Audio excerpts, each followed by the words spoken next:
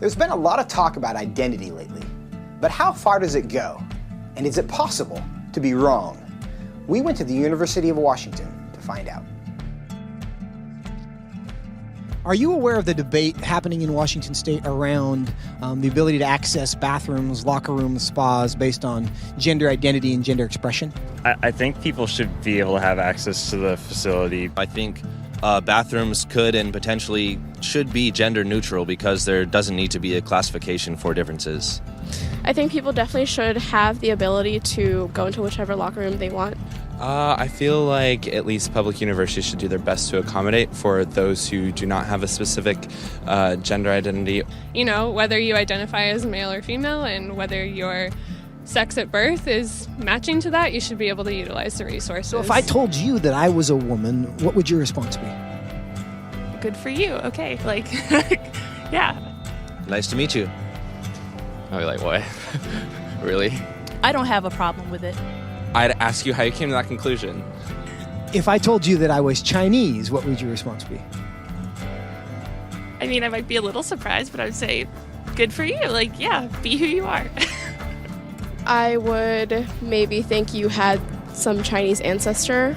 I would ask you how you similarly came to that conclusion and why you came to that conclusion. I would have a lot of questions just because on the outside I would assume that you're a white man. If I told you that I was 7 years old, what would your response be? I wouldn't believe that immediately. I probably wouldn't believe it, but I mean, it wouldn't really bother me that much to go out my way and tell you, no, you're wrong. I'd just be like, oh, okay, he wants to say he's 7 years old. If you feel 7 at heart, then then so be it. Yeah, good for you. So if I wanted to enroll in a first grade class, do you think I should be allowed to?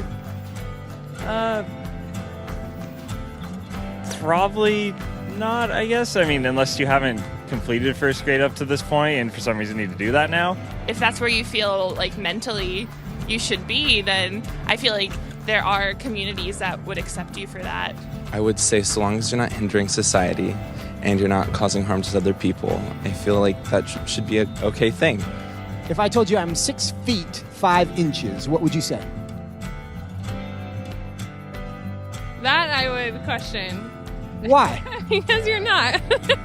No, I don't think you're 6'5". If you truly believed you're 6'5", I don't think it's harmful. I think it's fine if you believe that. It doesn't matter to me if you think you're taller than you are. So you'd be willing to tell me I'm wrong? I wouldn't tell you you're wrong. No, but I say that I don't think that you are. I feel like that's not my place as like another human to say someone is wrong or to draw lines or boundaries. No, I mean, I wouldn't just go like, oh, you're wrong, like that's wrong to believe in it. Because I mean, again, it doesn't really bother me what you want to think about your height or anything. So I can be a Chinese woman. You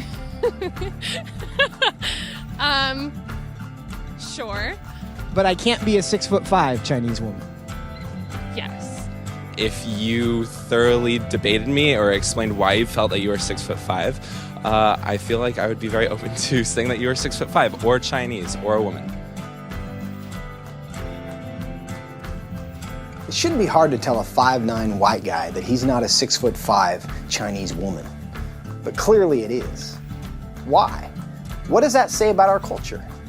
And what does that say about our ability to answer the questions that actually are difficult?